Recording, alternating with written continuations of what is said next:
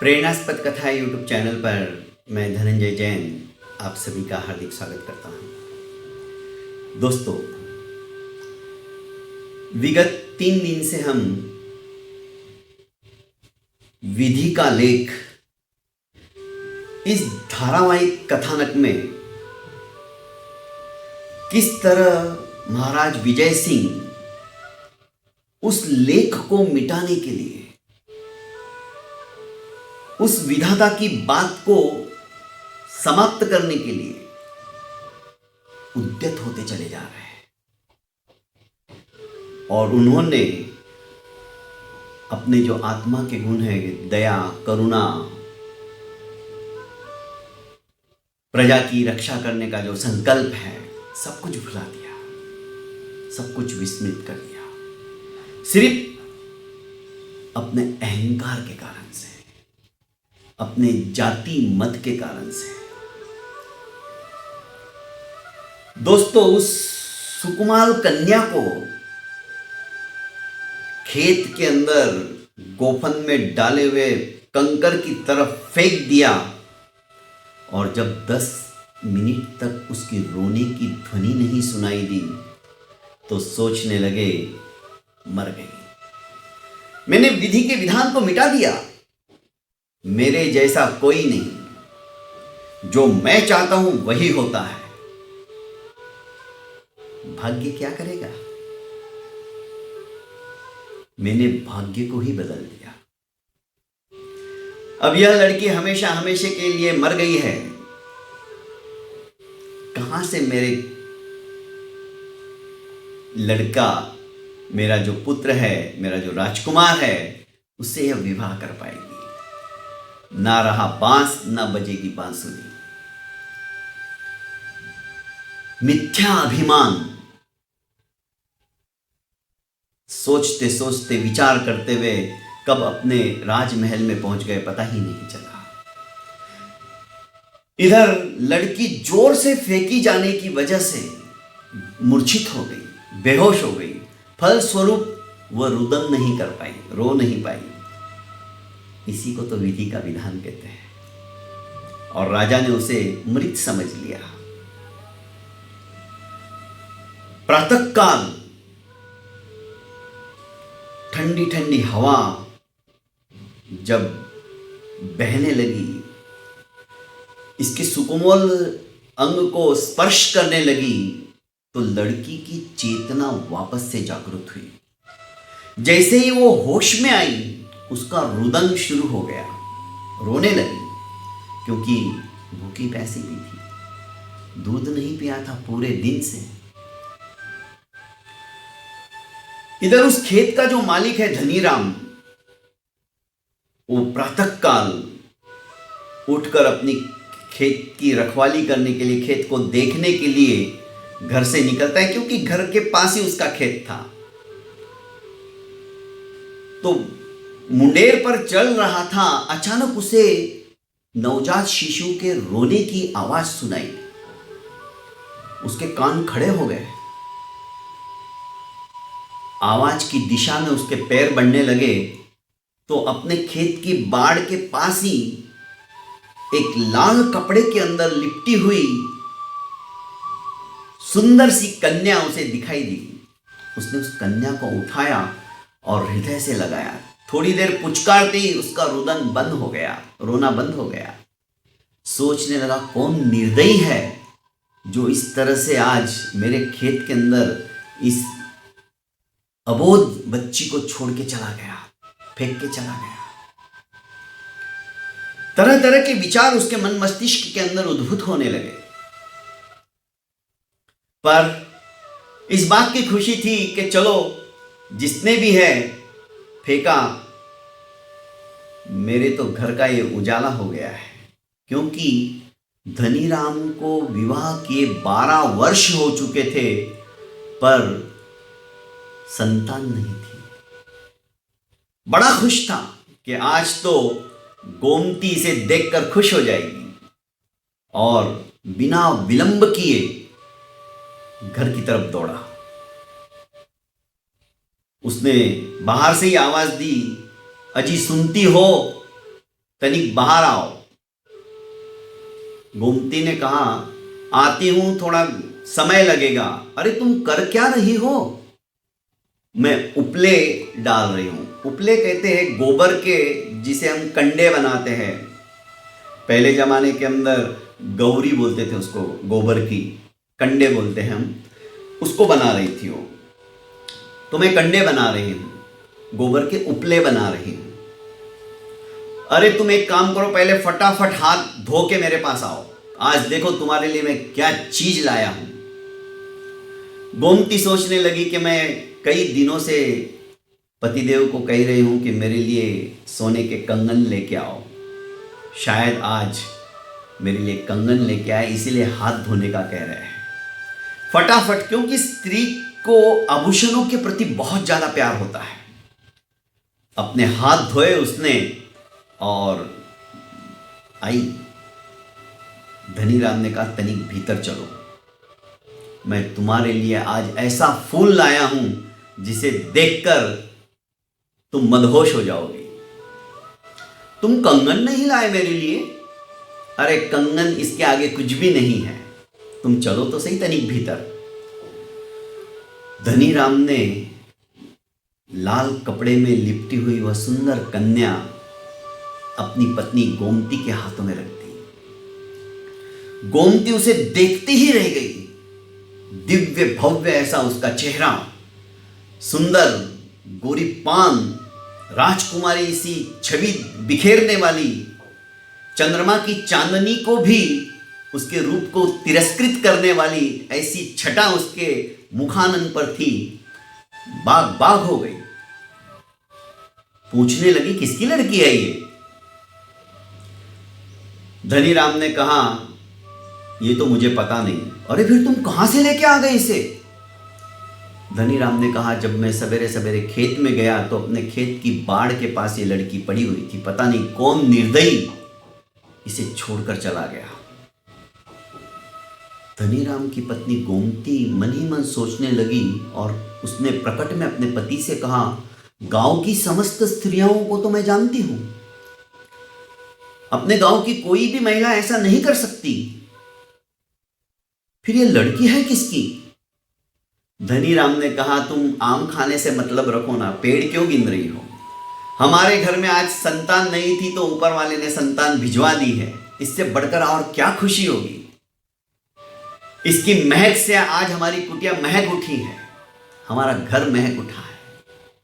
धनीराम इतना धनाढ्य भी नहीं था, मध्यम वर्गीय था, पर इस तरह की खुशी उसने कभी सोची भी नहीं थी जो उसे आज मिल रही है। और गोमती के हाथों में वो जब लड़की थी, उसके चेहरे की जो खुशी थी, धनीराम ने अपनी पत्नी के चेहरे के ऊपर ऐसी खुशी कभी नहीं देखी थी।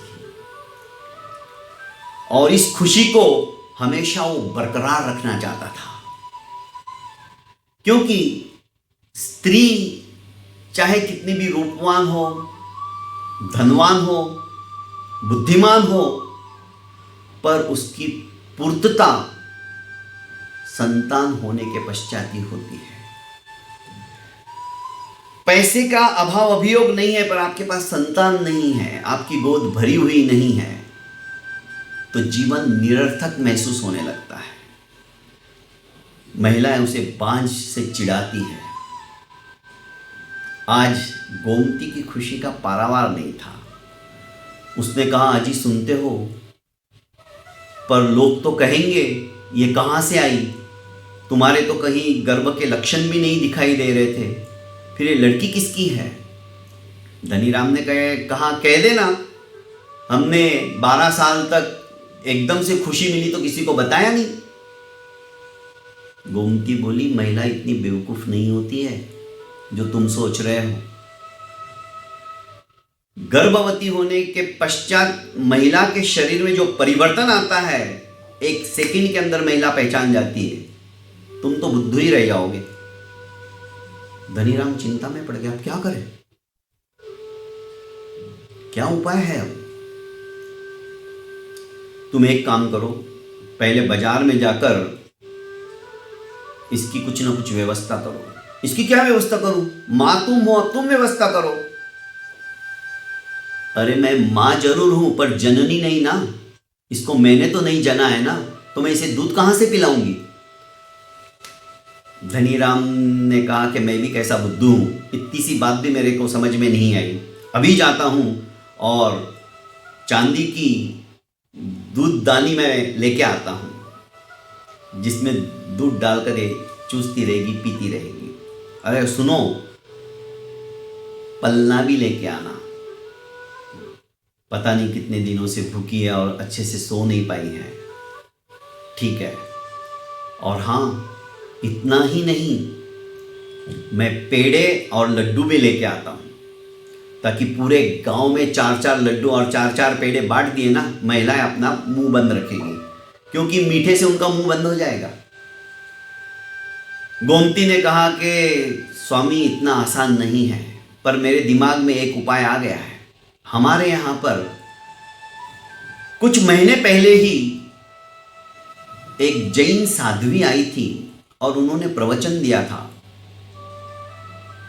महाराज कृष्ण, उनकी जो पत्नी रुक्मणी है, जब प्रद्युम्न उनके गर्भ में थे तो उनका गुड़ गर्भ था, मतलब वो गर्भ दिखाई नहीं देता था, उसे गुड़ गर्भ कहते हैं।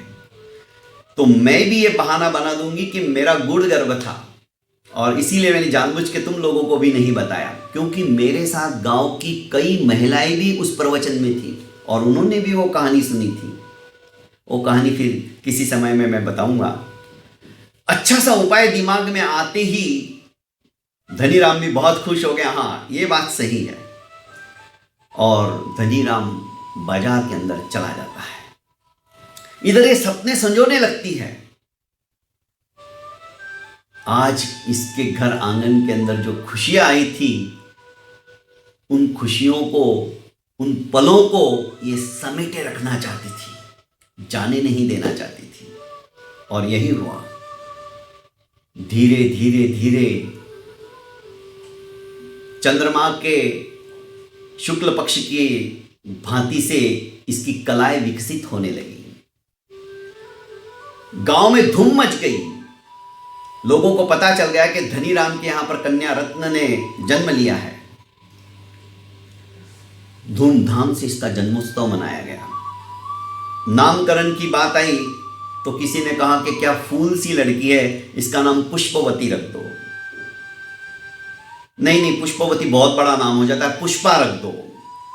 तरह तरह के महिलाएं आती और अपने अपना सजेशन देती, पर इसको किसी का नाम जचता नहीं। तो एक ने कहा कि देखो दीदी, ये चांद की तरह है, चंद्रमा की तरह इसका आभामंडल भी है, देदीप्यमान है और एकदम गोरी चिट्टी है, क्यों नहीं इसका नाम तुम चंद्रवती रख दो।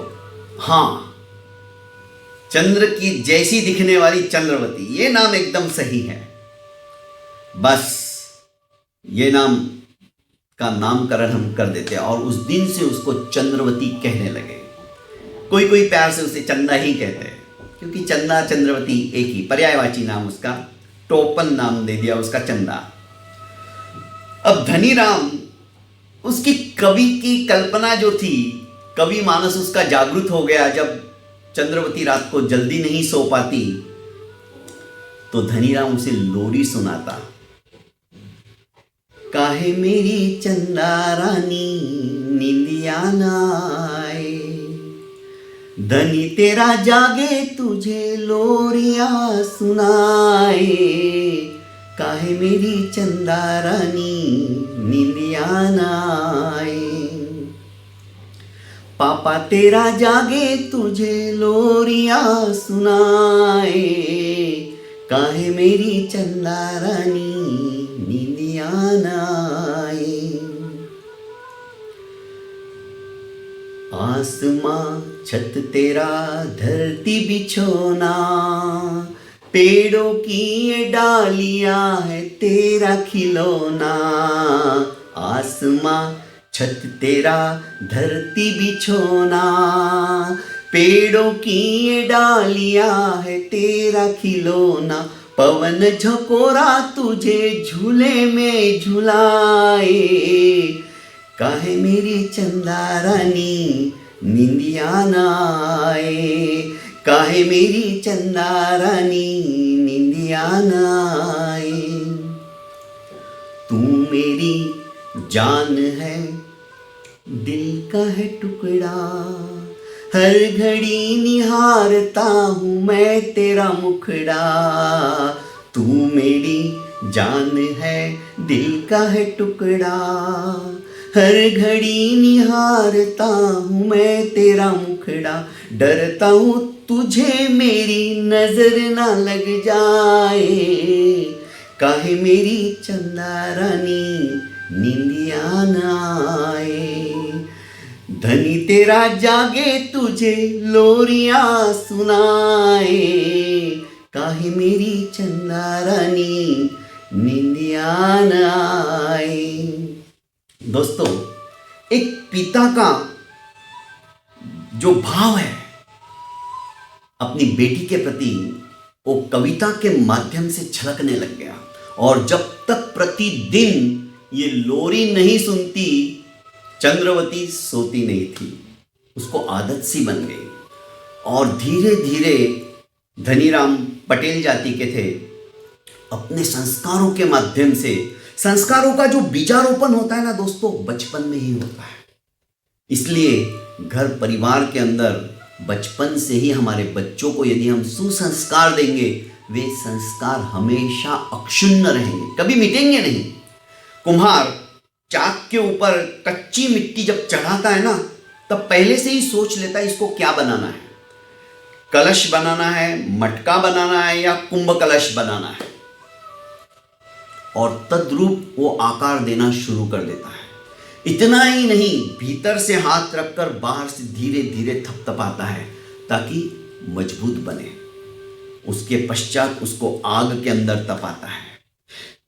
कहने का अभिप्राय है, बचपन में ऐसे ही संस्कार, जैसा हम चाहेंगे मिट्टी को बनाना वो बन जाएगा। घड़ा बनाना चाहेंगे घड़ा बन जाएगा, कलशी बनाना चाहेंगे कलशी बन जाएगा, मटका बनाना चाहेंगे मटका बन जाएगा। पर बनने के बाद, पकने के बाद आप मटके को कलशी के रूप में बनाना चाहो, तोड़कर, असंभव नहीं है। वो टूट जाएगा पर अपने स्वरूप को नहीं छोड़ेगा। ठीक इसी तरह हम जो बच्चों को संस्कार दे देंगे, वे संस्कार हमेशा अक्षुण्ण रहेंगे। बच्चा चाहे विदेश में भी क्यों ना हो चला जाए, हमारे संस्कार कभी नहीं भूलेगा। ये चीज होनी चाहिए। चाहे हमारा बच्चा कहीं पर भी चले जाए, पर हमारा राष्ट्र, हमारा भारत, इस धरती की मिट्टी को अपने ललाट पर लगाने का जो उसका सपना है, मातृभूमि के लिए और माता के लिए समर्पण भाव उसके अंदर हमेशा बना रहेगा। ये बचपन के अंदर ही धनीराम अपनी बेटी चंदा को सुसंस्कारित कर रहा था, बीजों के बीजारोपण कर रहा था। और ये भी इतनी विनम्र थी, आज्ञाकारिणी थी। सुंदरता के साथ साथ जब छोटे छोटे आत्मा के गुण विकसित हो जाते हैं ना दोस्तों, जीवन सफल होने लग जाता है, सार्थक होने लग जाता है। और चंदा इतनी विनम्रता थी, पूरे गांव के अंदर मात्र चंदा की ही चर्चा रहती थी। वो हमेशा सबको आदर के साथ पुकारती थी, बुलाती थी, बोलती थी। घर में माता पिता को भी माता जी, पिता जी, जी का संबोधन लगाती थी। दोस्तों, यही संस्कार हमेशा अक्षुण्ण रहते हैं, हमेशा काम आते हैं। अब किस तरह से इसका लालन पालन हो रहा है, लालन पोषण हो रहा है। 10 साल की होने लग जाती है, पढ़ाई लिखाई के अंदर भी ये लड़की बहुत अव्वल नंबर से आती है, 1 नंबर पे रहती है। पूरे गांव के अंदर जैसे आंखों का तारा हो चंदा, इस तरह से उसकी छवि छा जाती है। माँ गोमती भी जैसे यशोमती अपने कान्हा को सीने से लगाए रखती थी, उसी तरह से चंदा को एक पल के लिए भी गोमती नहीं छोड़ती थी। क्योंकि 12 साल की तपस्या का ही फल समझो, उसे आज पुत्री के रत्न में पुत्री रत्न प्राप्त हुई थी। और यह रत्न किसी भी कीमत पर ये खोना नहीं चाहती थी, सीने से लिपटे रखती थी। दोस्तों, अब चंदा का भाग्य किस करवट पे मोड़ लेता है, ये तो हम कल सुनने की कोशिश करेंगे। आज के लिए मैं इजाज़त चाहता हूँ। और हाँ, ये कहानी विधि का लेख अद्वितीय कहानी है। कल्पना साकार होती चली जा रही है, आगे क्या होगा इसकी कल्पना मैं भी कर रहा हूँ। दोस्तों, इस कहानी को ज़्यादा से ज़्यादा फॉरवर्ड करते जाइए और अपने दोस्तों को, अपने मित्रों को, अपने परिजनों को कहिए ये जरूर सुने। आगे जाकर विधि का विधान क्या होता है ये हमें सुनने को मिलने ही वाला है। बहुत बहुत धन्यवाद।